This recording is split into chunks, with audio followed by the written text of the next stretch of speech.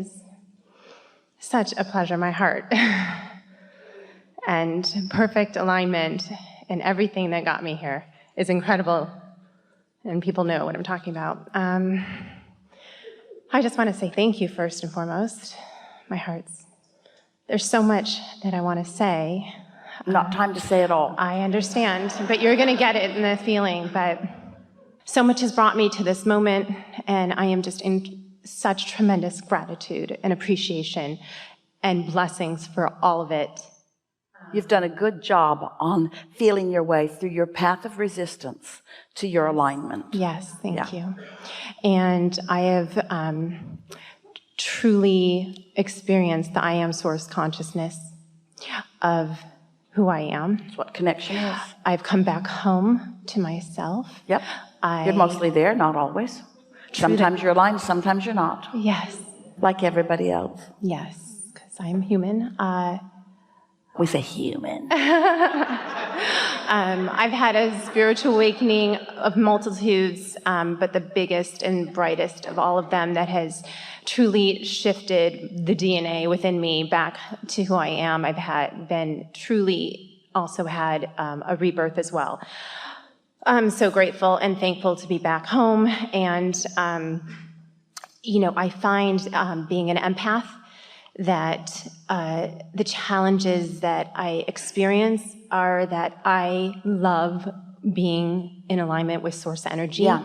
And my biggest dream was to source my happiness from within, because I've always known that there could be nothing greater than that. And having experienced that. So is an empath one who calibrates to a chosen frequency?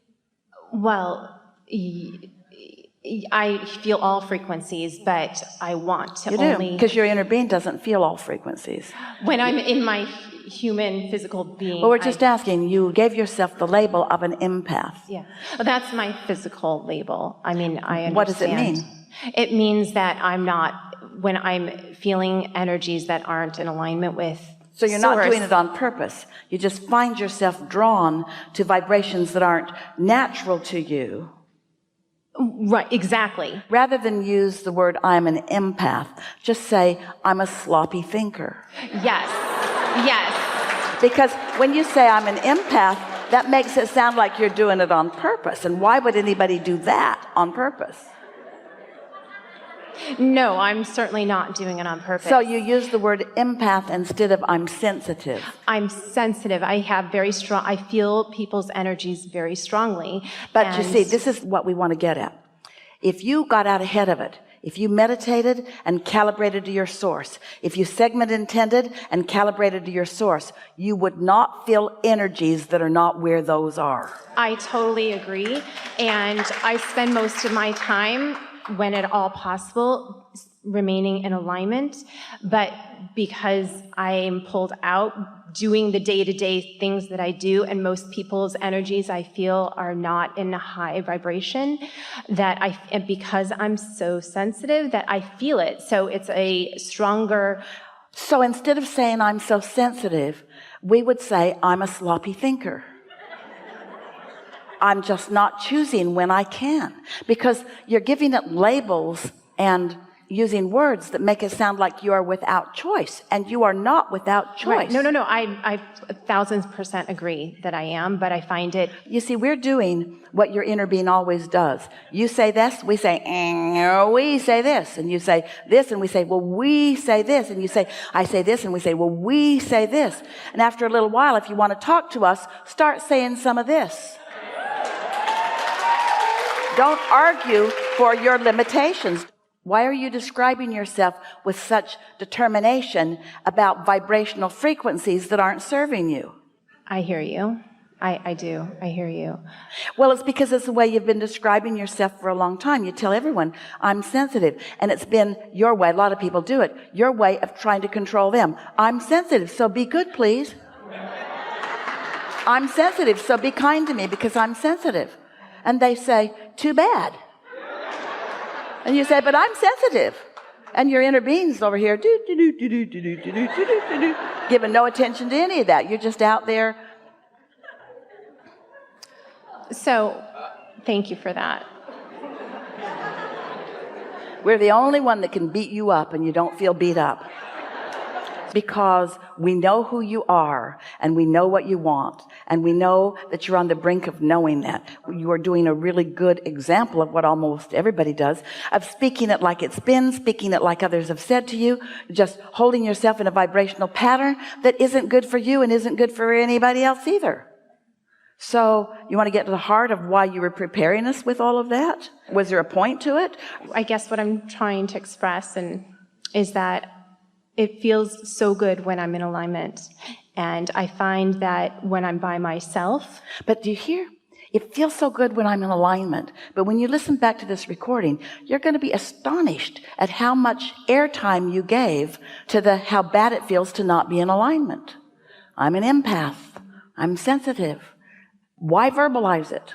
Because I want people to get me. No. Oh, it was more because it's just for your own fun? No. I felt as though, I just wanted to express that I understand that if I focus on that, that's what will be. I choose not to focus on that. You're doing something that a lot of people do, and it's a trap. It traps you. You're saying, I feel so good under these conditions, so much better than these conditions. And when you make the comparison that way, it bites you hard. When you calibrate to what you don't want, it launches a rocket that your inner being focuses on. And your inner being is focused upon it. But when you take this other side, your inner being doesn't go back there with you, you see. So it's like you moved forward and then you didn't hold your ground. What you're calling sensitivity is just your emotional guidance system saying to you that you're out of whack with who you really are. It's not about other people's vibrations. You're associating it with the other people because looking at them is what made you feel that way. But what you're feeling is the split in your own vibration, and it really is irrelevant that there's somebody else that's doing it too. Does that make sense to you? Fully, yes. Every emotion that you feel is only giving you information about the difference between where you are right now and who you really are. Mm-hmm. So my question is, I want to feel good all the time. No, you don't. I do. It feels so good when I'm in alignment. That I appreciate the contrast because it provides me with a guidance that shows me that... We get that. So I launch a rocket and I want to move to it and I want to savor it and bask in it and feel good in it. But you're not saying...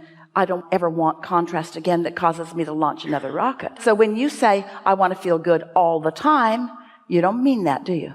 I want to be feeling centered in alignment with me and in purpose and feeling good and not having externalities pull me out.